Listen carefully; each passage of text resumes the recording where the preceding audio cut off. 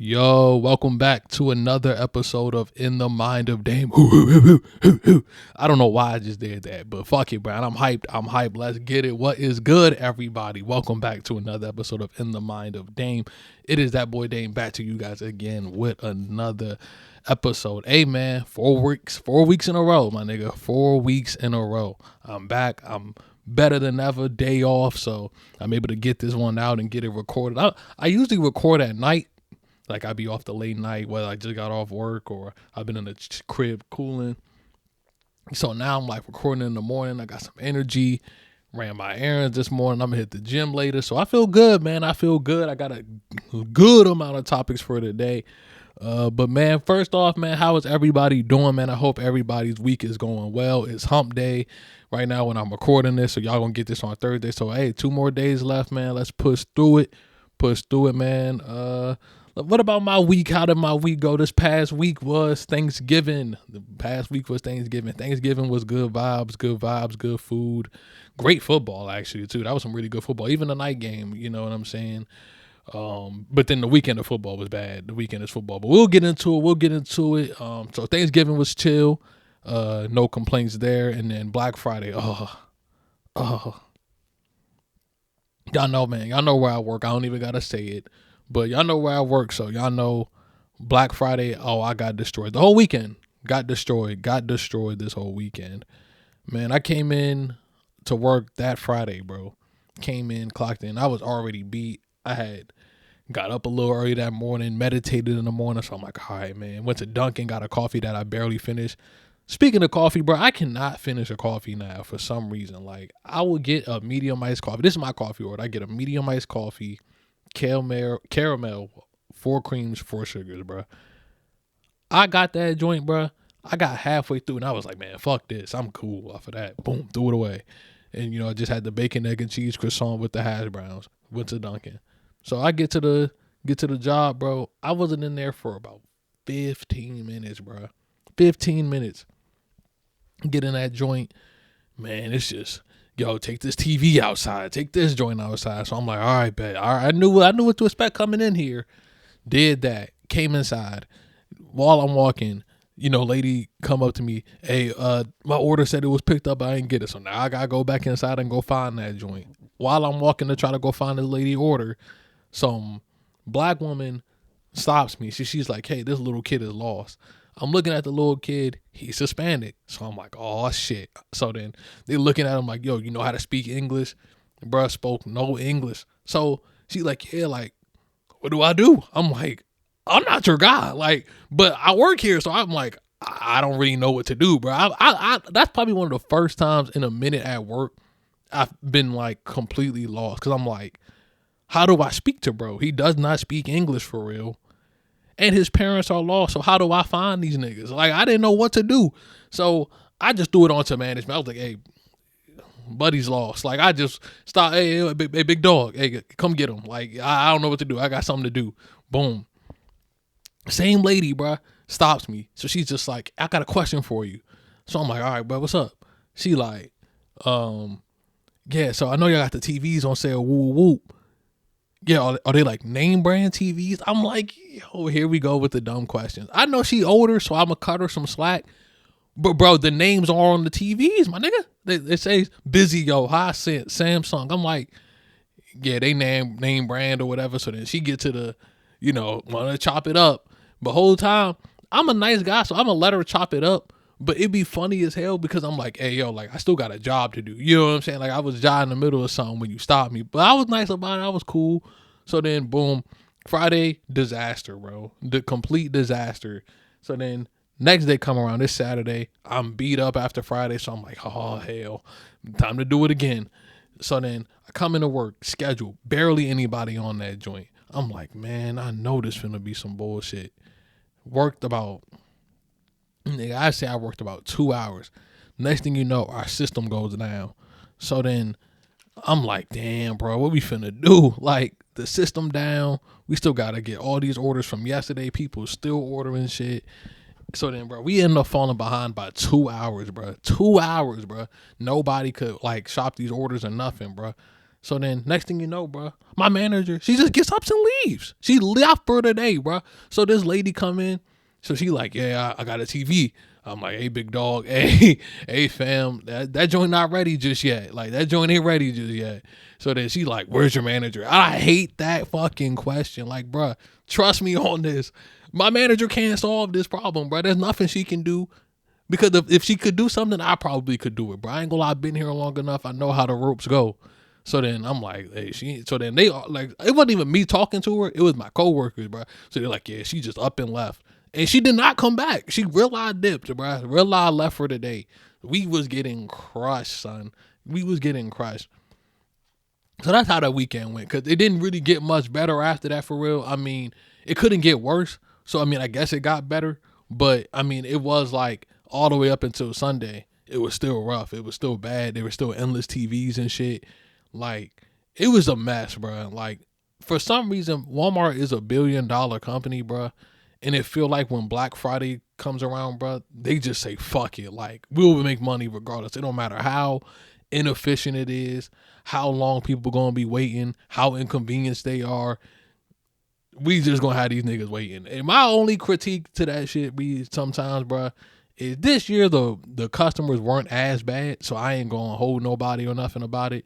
But, bro, there's nothing worse than getting your ass whooped at work and then somebody just being an asshole. Like, they feel so inconvenienced. I've been out here for 25 minutes. Bitch, I've been here for 9 hours, bro. I haven't stopped moving. My legs hurt, my feet hurt, my arms hurt. Every time I come back inside, it's 5 more of y'all pulling up. There's more customers than there are of us. So we can only do but so much, bro. So that's how this weekend went. But it feels good to have a day off, man. It feels good, man, to just mentally recharge, bro. You know what I'm saying? It felt good to just finally just be able to sit back, relax. One of the worst things about working Black Friday is like you miss the deals. Like when I get off work, I'm so tired and so beat up. I don't feel like going out there and starting to do Christmas shopping and shit. I'd be like, man, screw it, bro. Cyber Monday be here soon enough. So yeah, that's how that week went for me. But you know, it's holiday season, so I think it's going to be a lot more manageable. But it's still going to be like a mess, bro. It's still gonna be a mess. But fuck it, we ball, bro. Fuck it, we ball. But I'm gonna claim it now, bro. This is my last year doing a Black Friday for any retail type shit, bro. Like this is my last time, bro. I'm working on trying to get this big boy job, y'all. I really am, bro. I've been applying. I got the certifications. I got the degree. I don't know what more a nigga can do. You know what I'm saying? The job market ass.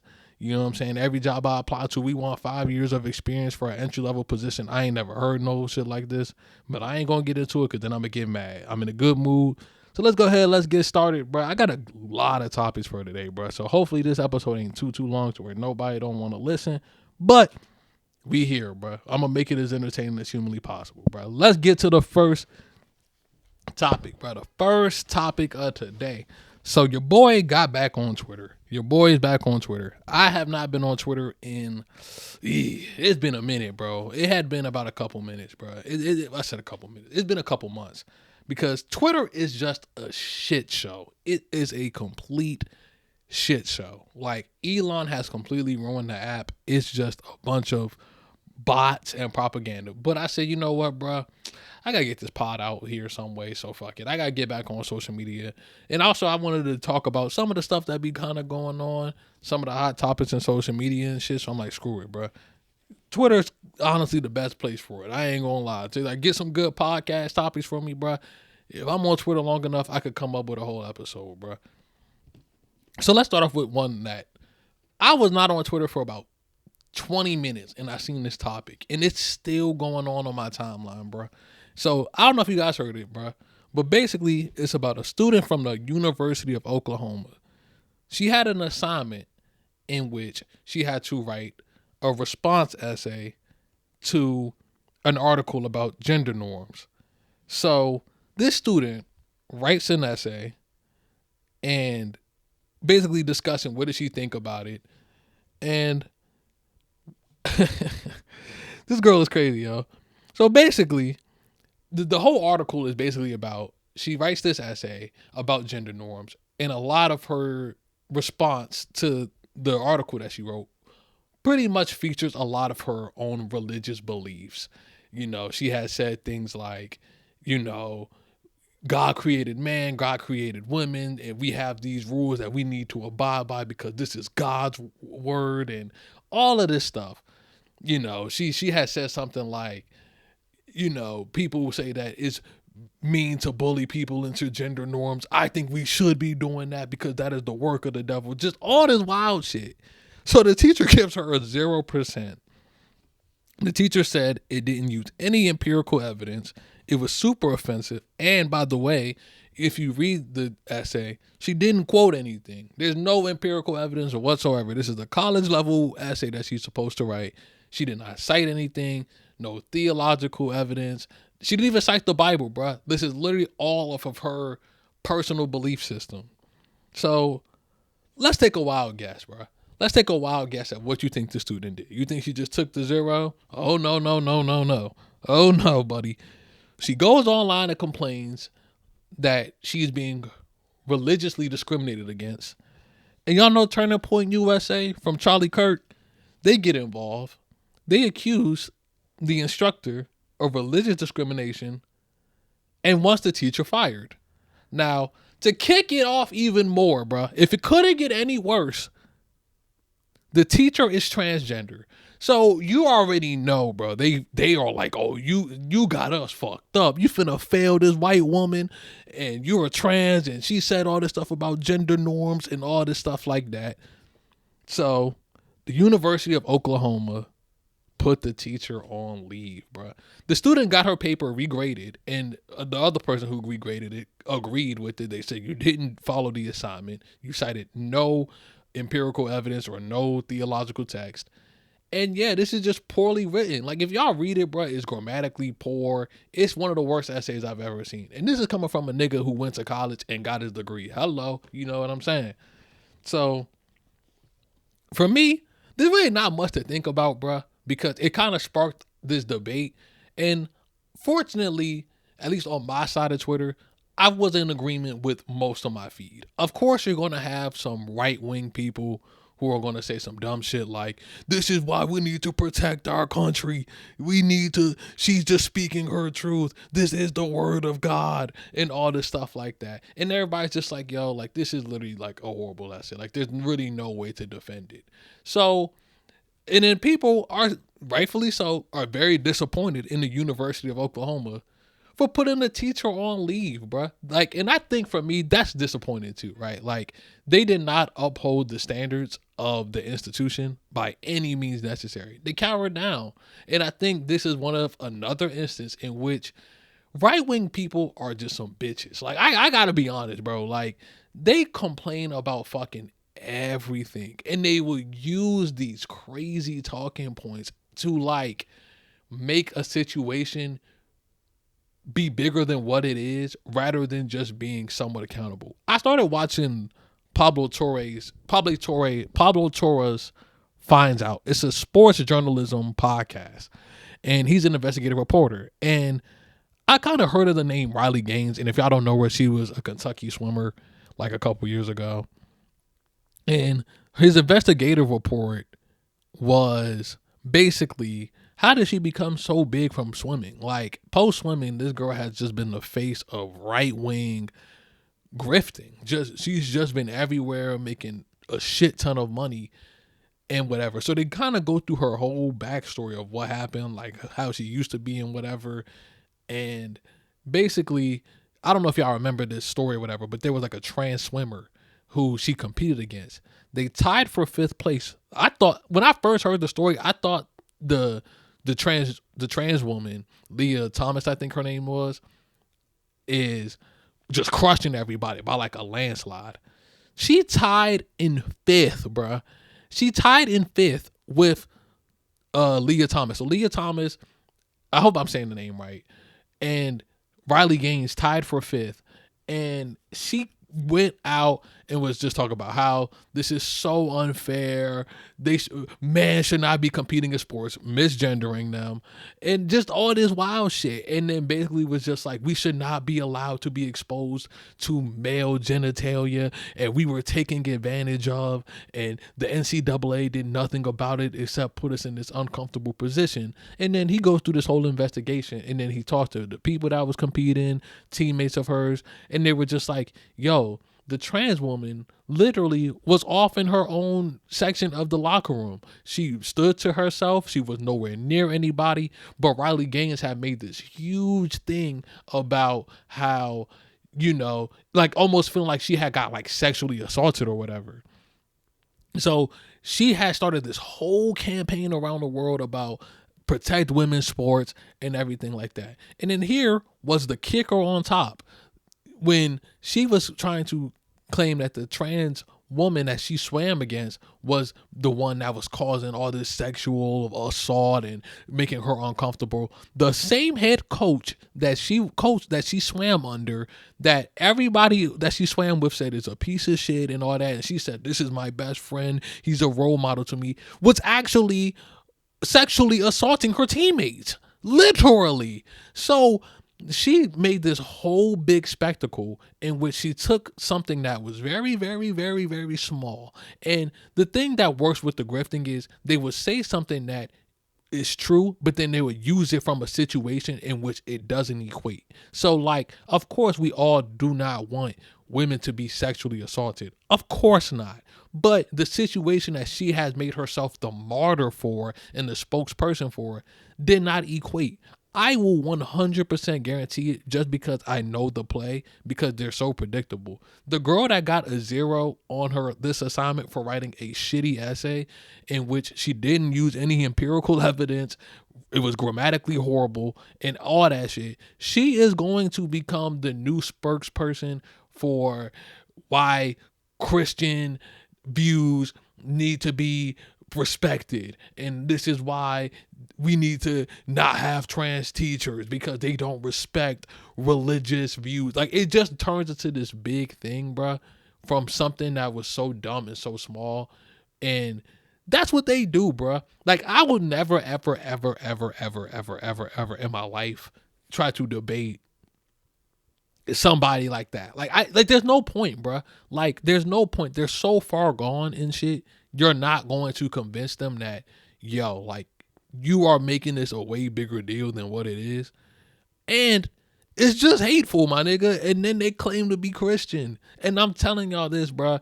And I know I have homies who are Christians and everything like that. Y'all know me. I've kind of started to deconstruct and started questioning my faith a little bit.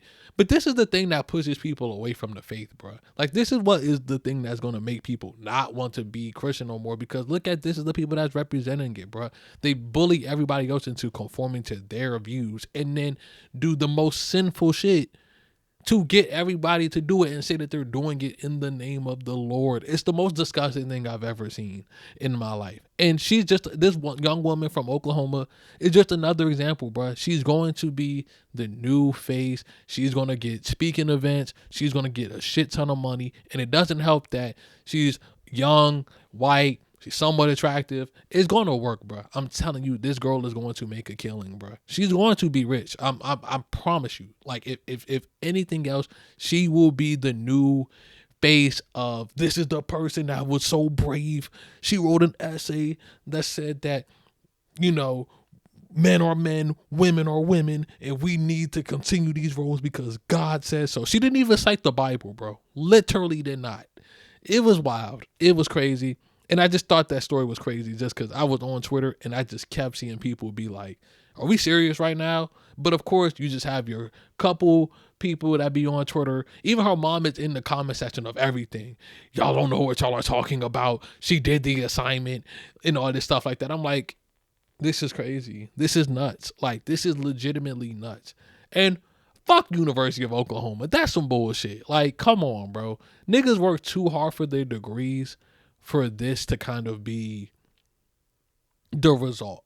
You know what I'm saying? Like, a lot of people pay shit ton of money. I know I paid a shit ton of money for my degree, and I know a lot of people who did, and I feel like this is the type of thing that I feel like kind of hurts the value of a degree, bro. If we're just passing people just to pass them, or we're not, or we're just going to basically just say, yeah, this is a poorly college written essay, but we should have passed them just to do it, and now we're going to protect the institution more than we're going to respect or protect our actual grading system or whatever, or just what is college level education, then bro, we're already toast, because I already feel like the value of a degree has been depreciated anyway. If you want me to be brutally honest, the value of a degree to me is unknown. Like, that is one hot take I've been having for a minute, is like, I feel like for every job that makes a decent amount of money, you need a degree just to get in.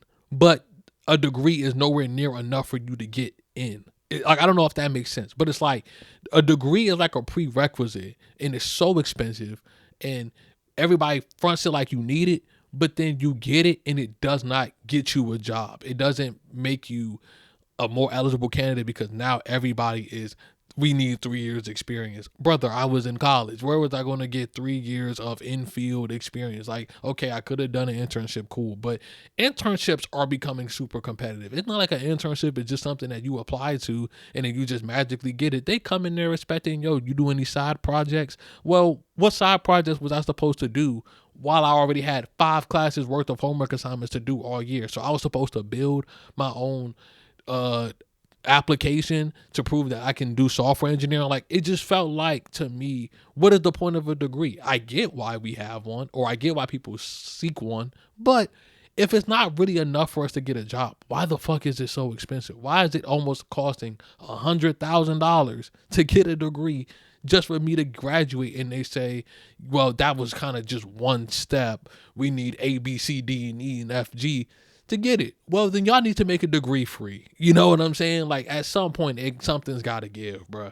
You know what I mean? If a degree that costs $100,000 cannot really assert that I'm going to make $100,000 or even be close to it, then what am I getting it for? Like, I just don't get it. I really don't. And I just feel like this is kind of where people are just getting really frustrated, not just with job market shit, but with university shit. Like, it's just becoming a disaster to just be involved in college. Like, I remember like a couple months ago, people was talking about, yeah, man, like, I don't even know if it was specifically black, but they were just talking about people are not going to college at the same rate. And I'm just like, because look at what the fuck is going on. It's expensive as hell to go to college. You're not guaranteed a job when you get out, no matter how good your grades are.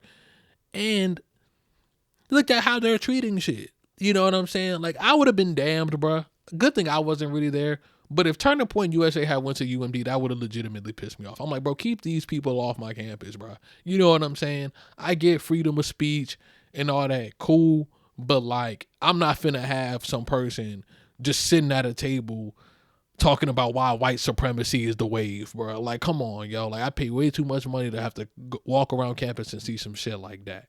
You know what I'm saying? That's my only thing. So I feel like, for me, this is University of Oklahoma kind of bending the knee, suspending a teacher for basically doing their job. And yeah, man, I mean, I don't get it. I don't get it. To me, I just laugh at shit like this just because it's so stupid. It really is. And yeah, they got that, bro. But I'm telling y'all, watch out for her, bro. I'm telling y'all, she will be the new white face for conservatives, bro. She's going to be it. They love an attractive young white woman, bro. You know what I'm saying? She's up next, bro. And I get it, bro. She's going to get a bag. She's going to get a bag. Staying on college, I'm not the biggest college football guy. But I keep up with it enough to see that college football is a shit show. It has been a mess. People are getting fired left and right. And so basically, I see Lane Kiffin accepted a job at LSU mid-season while Ole Miss can actually compete for a national championship. This is crazy. And the conversation I want to have about it is really two things. It's about job etiquette and what the hell has that just completely gone out the window in college sports. And there's a part of this story where he accepts the job and basically says, can I still coach the team? And they basically say, no, you cannot. And he tries to kind of weaponize it like, yeah, everybody wanted me to still coach, but the athletic director is an asshole and he's not letting me do it. So, basically almost like if you lost, blame the AD, don't blame me. So first, let's kind of talk about the shit show that has been college football. With NIL, there has, I think, changed college football. And I think with everything like sports gambling and all these other things, college football has become just a super cash cow. I didn't know this. Like in terms of popular sports in, I think, America, I think they said number 1 is football and number 2 is college football. And it's not even close. I could be wrong. Somebody can fact check me, but I thought I heard that on a podcast. And I can 100% see it. We love football as Americans. So I'm really not surprised that college football is that. And honestly, these college athletes are freaking good. They're amazing. They're obviously about to head to NFL for a reason. But it has become a madhouse since NIL. I think players should have gotten paid for their likeness, but a lot of it now has kind of just become pay to play or pay to win. It's not really about what is the likelihood that you go to this powerhouse college football team like Alabama or Ohio State or a Michigan or a Penn State, you name it, name an SEC school, name a Big Ten school or whatever, Oklahoma, you name it. And you can go there and you're going to get premier coaching, you're going to be on a premier team, and you're going to get the premier looks. Now, it doesn't really seem like it's that anymore. It feels like more, we're just going to go where the money is. And while I do respect it to an extent because it has led for a lot of teams who, without NIL, to be able to compete now because they're able to kind of level the playing field with the money aspect being a part of it. What's kind of happened is that basically everybody is just funneling money to basically say, hey, go buy me a championship. That's all it is. It's most important now to make sure that your boosters are donating money because you just need bread. Like, to be able to compete in the college football market now, you got to be able to play these players. You know what I mean? And there's not as much of a regulation. There's not as much control over it. So it's just the wild, wild west. And now what has happened is that I always kind of felt like college football was always like this, but it's kind of kicked it into another gear where you could be a nigga who you have a winning record every year. And I'm not talking about some Mike Tomlin shit. I'm talking about you real life are like 12-0, but if you coach Ohio State and you cannot be Michigan, they want you out the door. You know what I'm saying? It don't matter how good you are in any other game. You are out the door if you cannot do it. They fired Penn State's coach James Franklin, but bro had a winning record, like a dominant winning record. But they felt like bro couldn't win the big game, or his QB got hurt and the season just went straight downhill. They got him the fuck out of here.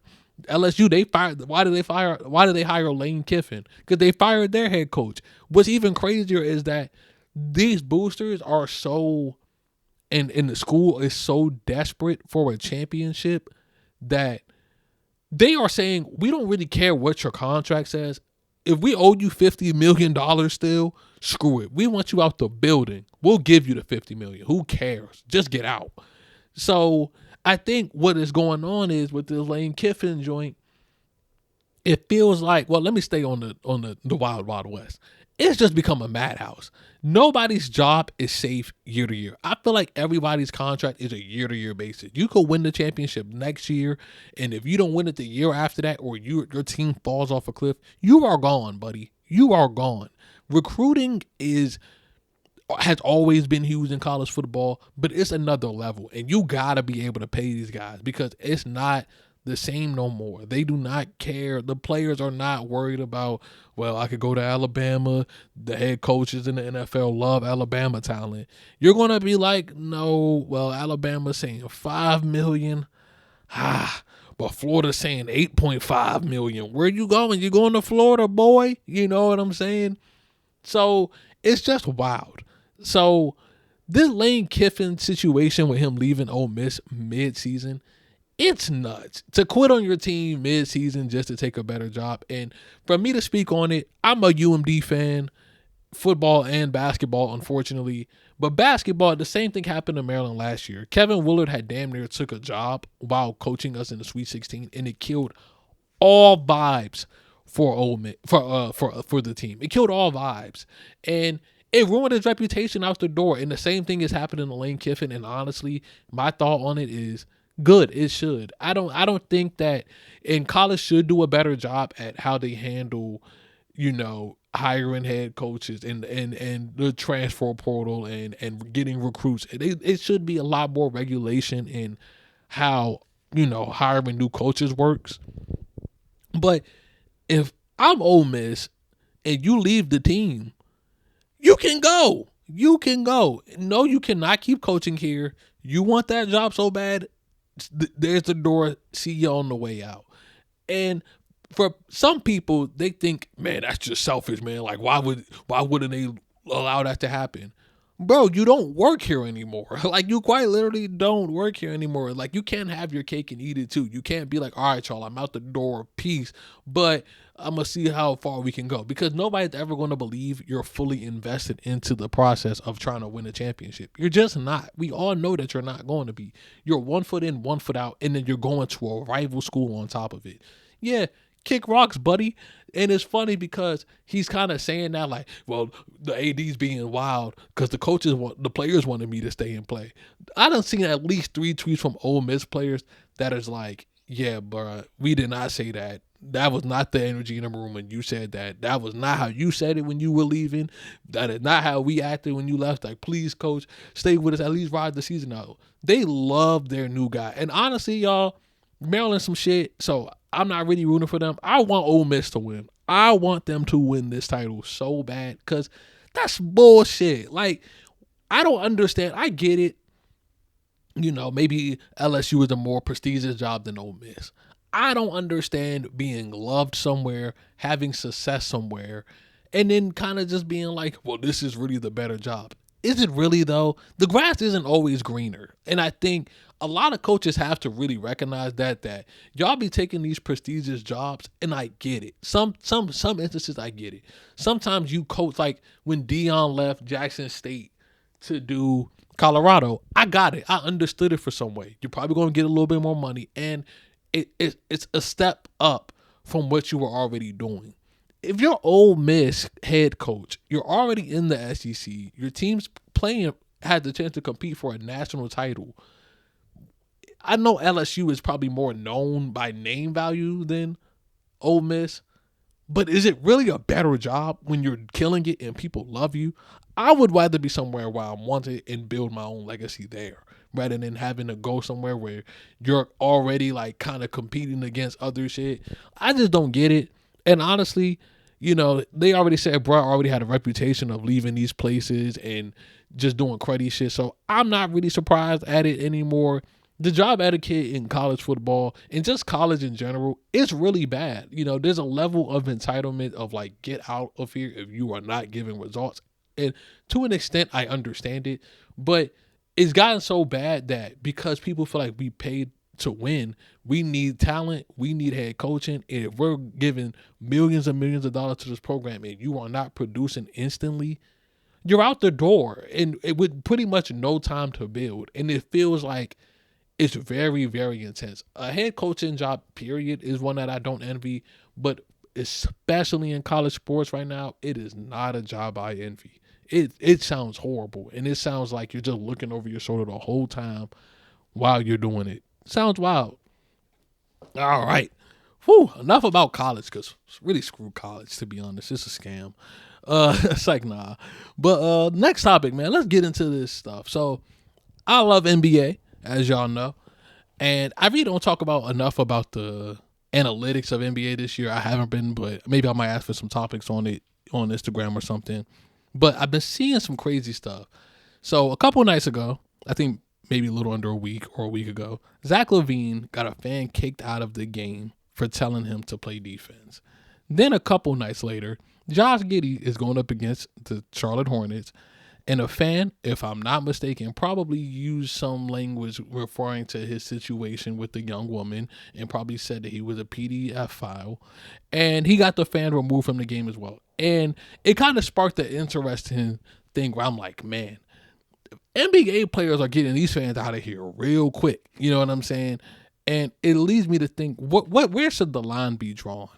Does anybody think that NBA players are abusing the get the fan removed power?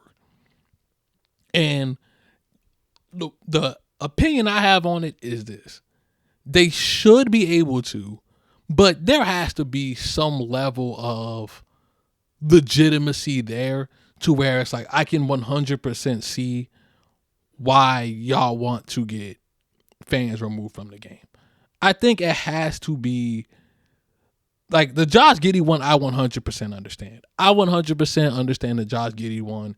His situation is super unfortunate, and I know that there's differing of opinions on it. And me, I don't really have an opinion to share on it because it's just so confusing and all this misinformation here and there. How did this happen? How did that happen? I don't know. But obviously, in some way capacity, there wasn't enough there, maybe, to really kind of proceed with an investigation for him to get charged. And he's still playing in the NBA. So maybe it seems like a really unfortunate situation that unfortunately he's still paying for today. So that situation, I can 100% understand Josh Giddey being like, yo, you need to go. Like, you know what I'm saying? And I get it. I 100% get it. Especially because Josh Giddey, after that whole situation happened, he had a rough go. He got booed at like every stadium he played at. So I get it. You know what I mean? You probably want to put that life behind you, and you have a heckling fan in Charlotte, out of all places. That team is ass. And you're like, okay, now I know I ain't about to deal with this tonight. You need to go. I get it. The Zach LaVine one is wild. I think for me, you're a professional athlete, and I'm not really one to be hard on professional athletes because I'm not one to believe that just because you're a professional athlete, you got to deal with A, B, C, and D bullshit. Unfortunately, you have to. Unfortunately, you do, but I don't think that it should normalize certain bullshit you go through. But I think a fan telling you to play defense is not one of them. A fan booing you or a fan being like, you suck, should not get them removed from the game. The whole point of you being a professional athlete is that you're able to play in hostile environments. That comes with the territory. You get paid $40 million if a dude is on the sideline saying you suck or you need to play defense. If anything, as a professional athlete, you should be learning how to use that for motivation to turn you up. That's what the greats do. MJ probably loved when he heard the fan trash talking. How many videos do we see of NBA players where they looking at Spike Lee and they end up killing and they just go over to Spike like, yeah, bro, like you was talking crazy. Now look at you. I watched the Starting Five documentary and KD and Gary Payton was in the crowd and KD was chirping at him. That's what the greats do. And I'm not saying that every great player has to respond to trash talk the same exact way. You don't got to be Draymond Green. You don't need to be Kobe Bryant or Michael Jordan. But you have to understand that certain things come with the territory of being a professional athlete. And while you have the ability to say, hey, I can get this fan removed, we don't have to use it for everything, yo. Like, we don't have to use it for everything. I feel like the Josh Giddey one is fair. Mentioning kids or saying something completely vile and unnecessary. Calling people the N-word with the ER if you're white. You know what I'm saying? Even the N-word period. Not even just with the one with the ER. But calling them a nigga and you're white. That's wild. You need to go. You know what I'm saying? Threatening you and your family. Talk about your kids, your wife. Those are the type of things where it's like, yes, that should get you removed. But defense, you suck, booing, we got to do better. We got to do better, y'all.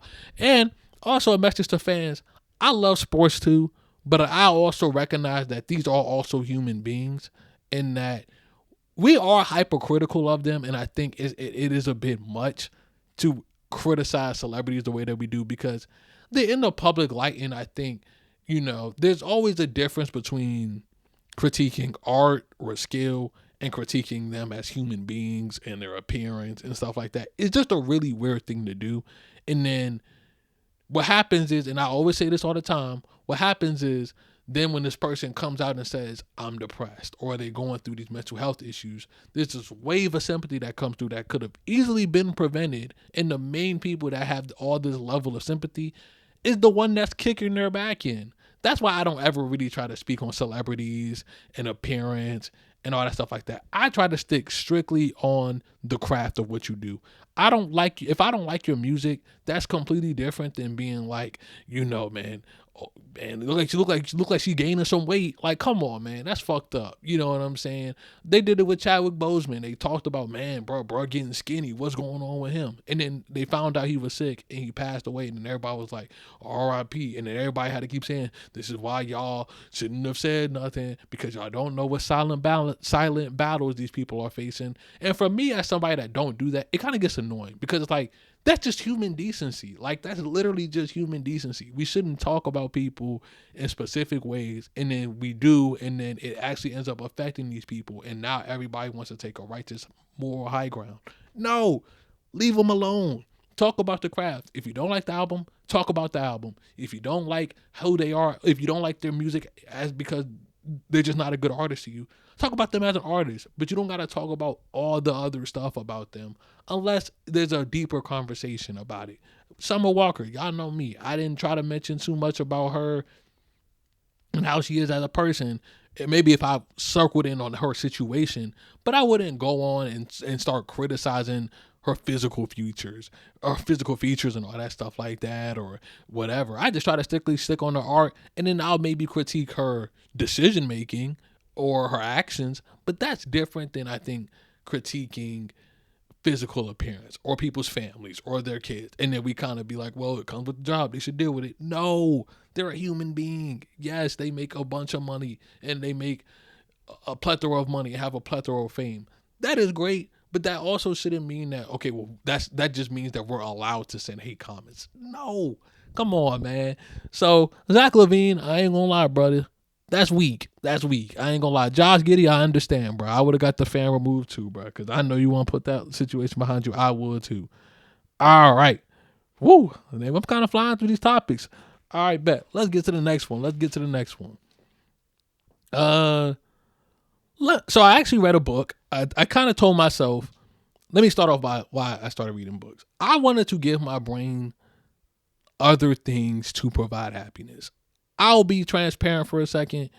I was like, you know what? I usually depend on all these other things to make me happy. And I want to find other ways, right? So I'm like, you know what? These cheap dopamine hits, whether it's through partying or when I was clubbing, or whether it was through just being on my phone 24/7. Now I'm like, okay, how can I also build this up? So I said, you know what? Let's read books. Like, let's actually get back into reading. I used to love reading as a kid. And I was like, I want to read again. So I picked up a book. I posted on my story the other day, and it's called The Alchemist. And the book is not that long. It's about 170 pages. And I finished that book in about 2 days. It took me no time to finish it. I couldn't put the book down. And I want to give a quick review of it because I don't know if anybody read it, so I'm not trying to spoil anything. But I always heard about the book. I heard this book is a life-changing book, that it really is a great book to read, especially, just in terms of just somebody chasing their dreams and the journey of it and the wisdom that they gain along the way. So the book is basically about, there's a young character, his name is Santiago, and he's going on a journey to find this treasure. And to guide him on his path, he's going to go on this long journey, and he's going to follow these omens and basically all these different signs and stuff like that, and take advantage of and recognize opportunity. And the beautiful thing of the story is you're following Santiago, and he's utilizing all these signs from the universe to guide his path there. And you just see all the things he's witnessed along the way and how it gets him to this destination to find the treasure, and then recognizing that the treasure could not have happened without this whole journey. And that's the beauty of it. And I feel like it was so relatable because for a lot of us, we're all, I think, just grind. And it takes us a minute to sit back and just enjoy the journey of it all. Like for me, like I'll use me as an example. I know I talk about podcasting all the time, but bear with me. I look back at my life and I'm like, okay, bet. There's a journey that's part of it. If the end goal for me is to be this famous podcaster one day. And it's not even about fame for me. It's just being able to do podcasting for a living. I really could care about the number of subscribers or listeners. For me, it's just being able to do this for a living and feed my family with it. But let's stay with me. To think about, okay, where were my signs from the universe that I wanted to do this? And I've talked about this with my homie the other day, and I was like, yo, I wanted to do this when I used to watch Mike and Mike in the morning. Like, that was my first thing of hearing somebody just commentate about something I enjoy, and I got enjoyment out of it. And I was like, yo, this is super duper interesting. You know what I mean? Then it kept kind of going from there with different experiences where I thought, man, this is really, really dope to want to be a commentator. And then my love for music came about. And then it wasn't like, okay, I want to strictly stick with sports. I love music too. So I want to talk about music too. And just all these things that I think I just went through in my life were signs that was pointing me there. You know what I mean? So then when podcasts start blowing up and I'm watching Joe Budden, I'm watching the Mallory Bros, I'm watching Pick a Side, I'm watching all these podcasts, to me, there was a sign in that's like, okay, you need to go buy your own. You know what I mean? Go buy your own equipment and go get started. And all these things for me, sometimes when I look back at it, even though I'm not where I want to be at right now, this journey has all these signs that has led me to this exact moment. You know what I mean? So to kind of read a book in which he went on this journey and he's recognizing opportunities, he's following these signs and it's guiding him on the steps. Because one lesson that I think the book was really having, because I'm not trying to spoil the book, but one lesson that he kind of learns is that the universe will help you when you want something. When you desire something and you're working towards something, the universe is going to help you. And even though I'm not the biggest mystical person in the world, I start to believe it because I started to see signs a little bit more. Even after reading the book, I started to see signs a little bit more of this makes sense. You know what I mean? Like, the universe is helping me out in ways I haven't seen before. You know what I mean? I think just the natural ability for me to do this the way, I think, am I great at this thing right now? I think I'm good. Am I perfect at it? No. But I'm only a couple episodes in, and I already feel more and more natural at it, where I'm like, okay, this is a sign here, because nothing else for me sounds like it will bring my life fulfillment. And there's going to be ups and downs. There's going to be sequences where I'm going to have to pivot and figure things out. But it's to say all this to say, like, when you want something and that the universe will help you. Like, I will admit that if I believe in anything, I do believe that universe, if you believe in God, you're going to feel those signs. You're going to notice them, and it's going to dictate those paths. And I think, even though I think Alchemist as a book, you know, maybe it's a little too much of like, okay, every sign he got led him perfectly there. You know what I'm saying? Like, I'm not going to spoil the book. I almost said a scene in the book, but you know, there's moments in the books where it's like, okay, now I know the universe can give you a sign and want to help you out and all that, but come on now, that's a little wild. I get it, you know what I mean? But I think for me, it's a great tale about really working towards something in chasing your dream, because that's what we're put on this earth to do, is to chase a dream and chase a life. And I feel like after reading that book, it put a lot of things in perspective for me. So if I could recommend any book right now, it would be The Alchemist, bro. I really think that is a great book. It's super short, 170. I finished it in 2 days. I literally couldn't put the book down. Like, I remember being on my lunch break and I was like, man, screw this. I don't want to watch basketball on my lunch break or watch a podcast. I'm going to read this book. And I did, you know what I'm saying? So it was a great book. I would recommend it to almost anybody. And yeah, man. And that was it, man. That's it on that one. Where do I want to go next? Let me do my Steelers rant. Weekly Steelers rant. And I would do my NFL picks. So, Pittsburgh lost a game last week, and it was probably the worst loss in recent memory. I feel like, personally, the playoff loss to the Ravens last season was one of the worst losses I've really kind of felt like I had to sit through. The Bills one, it might be worse. That was one of the worst performances I've ever seen from a Pittsburgh defense. in my life, I've been a fan of Pittsburgh for years, and for me, I haven't seen a team run the same play against us almost 20 times and it work every time. I just never seen that before. And I've kind of been saying it for a minute, and anytime I said it, I got met with pushback. But I feel very seen now because I'm hearing it from Ben Roethlisberger. I'm hearing it from James Harrison. I'm hearing it from sports commentators. So now I feel a little bit more open and at ease with saying it because I used to get killed for saying it whenever I was with my friends. But if you can ask my homies, I've been kind of saying it for a minute now. I think it's time for Tomlin to go. I think so. I really think it's time. I think it shouldn't. It doesn't have to be a firing, but I think it will be best for both parties for them to separate. I think the Steelers have not been good, like good in about 10 years. We've lost every playoff game since 2016.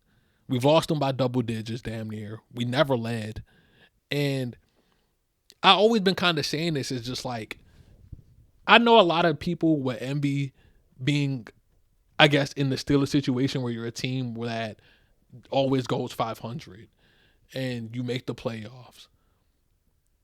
But sometimes it's the worst position to be in because there's no clear sign of that this gets better. Like if you're a fan of a team and you're 2-15, at least you look forward to, okay, well, we're going to get a top 3 pick. When you're mediocre like Pittsburgh has been for 10 years, you go into every year, you're not really that good. You lose a playoff game that you really weren't supposed to be in. And then you get from pick, 18 to like 20 something. So you're not really able to get the true difference maker that will really equate to us being a better team. And then you do the same thing over again.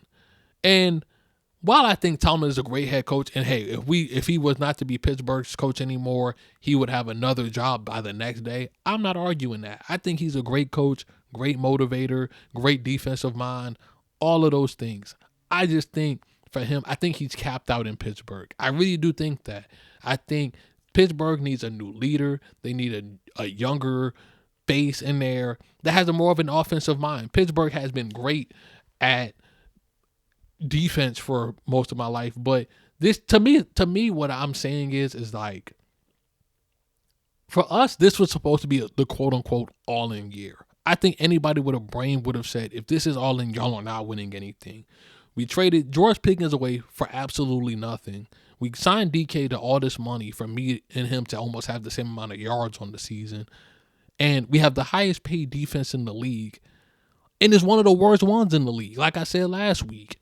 So somebody's, for me, has to pay. Like, to me, this is like inexcusable. It is. Like, this is a fireable, inexcusable season. It really is, bruh.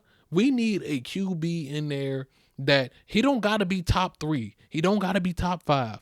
But he could be a guy where it's like we can win a game with him on any given Sunday. If he has to go up against Mahomes, he might not be better than Mahomes, but he can outplay him. Like Herbert, like Burrow. Like, I know Burrow's a top 5 guy. I'm just saying, but like having guys like that makes your team good. Dak, it makes your team good, bro. Darnold, it makes your team good, bro. We haven't had that in years. A good offense, we haven't had that in a minute. It feels like every year has kind of been defense carry us. And it's like, at some point, bro, you got to be able to put points on the board. And somebody is making these decisions to bring in just these washed-ass, old-ass players, young. We're not developing talent at the same rate that we used to, bro. The team is old as dirt. And I feel like it is time for a new regime in Pittsburgh. Unfortunately for me, it's even scary for me to say because for as long as I've been a Steelers fan, I've never seen a new head coach and a new regime come in and completely turn everything around. I haven't seen it yet, but I think it really is time, right? We have to be knocked down a bit for us to get back up again. But Doing this bridge quarterback shit every year where you go get some old ass guy to come in and just say, please just don't lose us the game. Please just protect the ball. Don't put it in harm's way. And I get it. Game managers can win games sometimes. Tom Brady, the greatest game manager of all time, he the GOAT. But we're not even good in good game managers, bruh. We're getting the oldest ones who can't move out the pocket that well, who if the offensive line breaks down, he's not going to be able to play make. You know what I'm saying? And that shit is old, bruh. It's very old and tiring to keep seeing. It's hard to watch Pittsburgh offense. Sometimes I like turn away when I watch this on offense because it's almost 3-and-out for most of the game. They be working the hell out of Chris Boswell. And good thing he's a GOAT, so it don't matter sometimes. But this is just ridiculous. And I feel like I really am kind of sick and tired of just the, well, we 500, so that's cool. Okay, when we going to be 4 games over 500? When are we going to be a top 3 seed in the AFC? When are we going to actually be like, that's a dark horse contender? When we don't even be dark horse. We make the playoffs and they're like, okay, well, we can just mark them down for to be out. Their offseason going to start when the game's over. You know what I'm saying? Like, everybody's tired of that shit. You know what I'm saying? And Pittsburgh is a great organization. Like, when you're a good organization and you have a history of winning, the reason why I say a new regime could work and should work is because when you're a good football organization and you have a history of winning, you don't really stay bad for long. You don't really be like the Bears and you're some shit for like 15 years. No, like, you can kind of take a step back and, yeah, it could be rough for a year or two, but you draft well. You have good head coaching staffs. You have good personnels to help make a good team. Like the 49ers, they had a couple years where they were some trash, but they made the Super Bowl 2 years ago. They made it again a couple years prior to that. So that's a good team. I know for the Cowboys, they've had a couple years where it was rough, but even though they haven't really been like in championship contention, bro, they be, top 2 seed, winning their division, best offenses in the league, best defenses in the league. Like, they're a team where it's like, yeah, they haven't won a championship in a long time, but they have a history of winning. So even when they do take a step back, whether it's because Dak gets hurt or whatever, they usually find their way back into being a really good football team. I think that for us to really be a good football team again, you got to clean house. None of it is working. I think Arthur Smith's offense, outdated. The defensive coordinator, I don't know what he's calling out there. And I just think it's just time for a new voice and new ideas to come inside of Pittsburgh. I really do. I love Tomlin. They should build him a statue. Absolute legend. But I think it's time, y'all. I really do. I love him, but it's that time, y'all. It is that time. All right, NFL Week 14. Let's do the picks. Cowboys and Lions. I ain't gonna lie, y'all. The Cowboys look really good, man. That offense looks unstoppable. So I'm gonna go to Cowboys on this one. Detroit is a 3-point favorite. I don't really have much faith in Detroit anymore. If you get any somewhat decent pressure on Jared Goff, he's gonna fold. Steelers versus Ravens. Honestly, I don't even really care. I think it will be better for Pittsburgh if we lose. So screw it, bro. I'll pick Pittsburgh. I'm not going to bet against my team too often. Dolphins versus Jets. This is kind of a mid-off, but give me the Dolphins. I think they can beat the Jets. Saints versus the Buccaneers. The Bucs should win that game pretty easily. The Saints really aren't that good. Colts versus Jags. I think the Colts bounce back. They need a win bad. The Colts, I'm going to take the Colts on that one. Titans versus the Browns.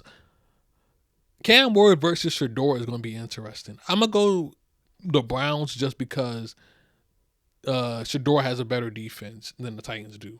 Commanders versus the Vikings. I'm going to go to Commanders, bro. The QB situation in Minnesota is bad. It's pretty bad. Whether JJ plays or not, or whoever that was last week, it's not going to matter. Seattle versus the Falcons. Give me Seattle. I think they will win that pretty easily. Bengals versus the Bills. This might be actually better than I think. I'm going to go Buffalo, though. I think they really found something last week with the way they ran the ball against us. Missing their 2 starting tackles, by the way. But I like the Buffalo Bills in that one. They need this win a little bit more than the Bengals do. I think the Bengals season is over.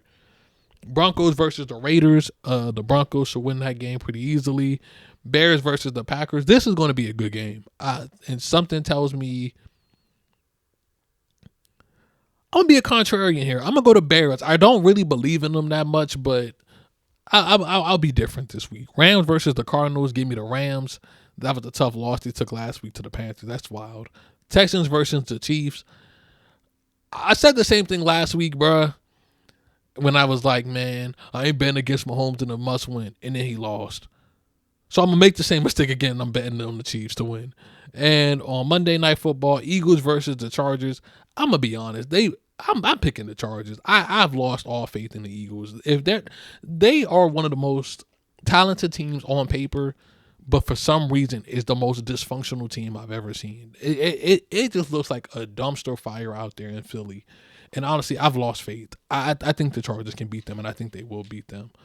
All right, I think that we got 2 more topics to go. Then I'm gonna stop talking y'all ear off. I got an album recommendation for this week. My album recommendation for the week is Navy Blue, The Sword and the Shield. I think that album, well, actually, let me double check the name. The Sword and the Soaring. Sorry, y'all. The Sword and the Soaring by Navy Blue. I listened to this album sometime last week, and I thought this album was great. It's a great album. Navy Blue, I've been listening to him for a couple years. I don't know if anybody's into skateboarding, but his official name is Sage Elster. He used to be a skateboarder. And this album is incredible, man. To me, the sound of this album is kind of like poetry. It's a lot more spoken word over beautiful production, very beautiful production. No drums. So if you're kind of into the Earl Sweatshirt, Mike type of production, it's not as glitchy as theirs used to be, but this is definitely some beautiful production, and it's kind of spoken word. The album covers a lot of, spirituality, his relationship with God, introspection, growth, healing, his relationship with his family. It's a really good album. Some of my favorite songs on there, I love Orchard, Sunlight of the Spirit, Fight On, Kindred Spirit, If Only, and 24 Gospel. So definitely check it out, man. I think it's definitely a great listen. A lot of wisdom in it. A lot of great themes and just beautiful production and just some really good wordplay and poetry, man. I really think y'all will really enjoy that if that's something else it sounds like y'all are interested in. And to end this episode, I am going to go through my Spotify Wrapped. Now, I have not checked it yet. I've been seeing everybody do theirs, and my early predictions, I'm not going to be able to predict the songs. I'm going to be honest. I am not going to be able to predict the songs. However, I will try to guess the top 5 artists. So the top 5 artists, I haven't seen it, but I'm going to take a wild guess. This is in no particular order besides Kendrick being number 1. There's no way Kendrick's not number 1. I'll be shocked. I think Kendrick is going to be number 1. I think below him, I think is going to be Yeat, Playboy Cardi. I know for some of y'all, if y'all don't like them, that sounds horrible. But Yeat, Playboy Cardi, I'm going to say, I think Jay-Z makes it. I listened to every Jay-Z album this year. So I feel like that has to mean something. And the last one, I either say will be Westside Gun or SWV. I think that's going to be the list. So I'm going to click on it. We're going to go through it. Let's do it. So boom. So it says I listened to 78,952 minutes of music. That is wild. That is crazy. I listen to a lot of music at work. That's 54 days. That's mad wild. I listened to 151 genres. I wish I could do more.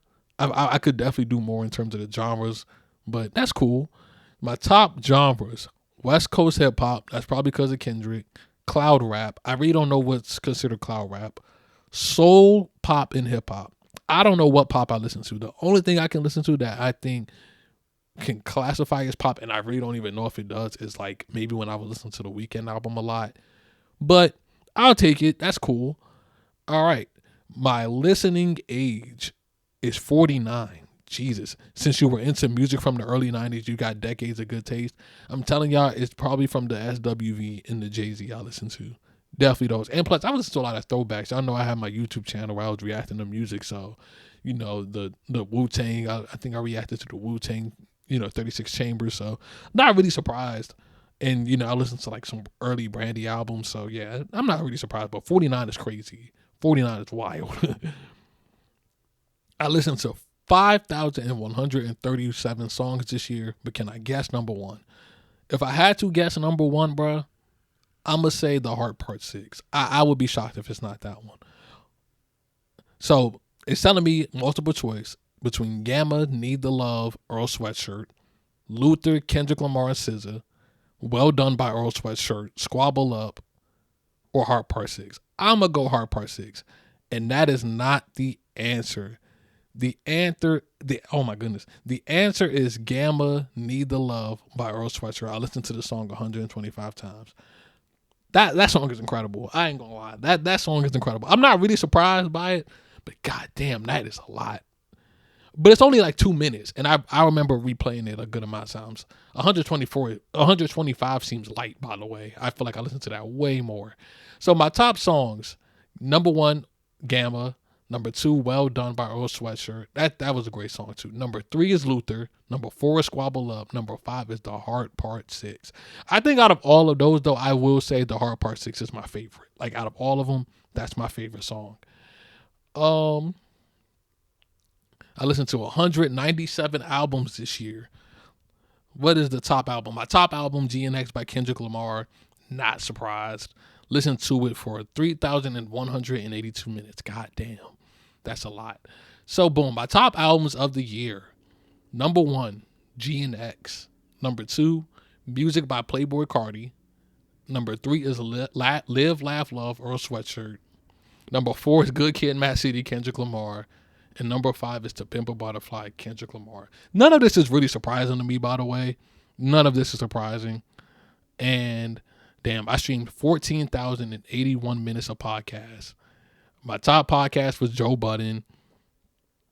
Not a lot of minutes compared to some other people. I'm in the top 28%. But my top five, if anybody cares, was the Joe Budden podcast. Number two is Pick a Side. That's the sports podcast. They cover NFL and NBA. Shout out to them. Number three is Frames Per Second. That's like a TV and movie podcast. Number four is the Mina Kimes Show. She covers football. And number five is Dear Sandy. I ain't gonna lie. Pause. I was only watching them because I was into the new Love is Blind season. I was like, I gotta hear somebody else talk about it. So interesting, man. So yeah, man. Listen to 1,000 artists this year. And the top five, let's see. Top five, Kendrick Lamar is my top artist. Spent 9,524 minutes listening to him. Top 0.04%. So here is my top artist of the year. Number one, Kendrick Lamar. Number two, Playboi Carti. Number three, Jay-Z. I figured he was going to make it. Number four, Texaco, underground artist. And number five is Yeet. Not surprised, by the way. And I think that is it. Man. Yep, that is the wrap. That is the wrap for this year. Super fun, man. Absolutely love doing this, man. I look forward to it all the time, man. I look forward to it. It's just super fun to kind of look back at the year and just being like, man, I listened to so much music in a year. And, that's just the beauty of music, streaming. Like I said, I mean, I just kill so much time listening to music. So super dope year. Shout out to all the people that dropped albums this year. Your albums were great. For the next couple of episodes in this month, I am definitely trying to do some kind of end of the year list, top 5 albums of the year, in my opinion list, top 5 movies I've seen this year. So I'm definitely going to be doing that. Let me know which ones you guys want first or more. Just let me know and I'll get started on them. I'm going to do some research, get my stuff together, get some honorable mentions in there as well. But that is it for today's episode, man. If you guys like it, please rate this show on Apple Podcasts and Spotify. Help me get on the algorithm. Share the podcast with your family, your friends, your coworkers, anybody who listens to podcasts, man. I'm up next. I ain't going to hold you. So hop on the train now. Follow the show on Instagram at In the Mind of Dame. Follow me on Instagram and Twitter at ThatXBoyXDame. I will catch y'all on the next one. Peace out, man.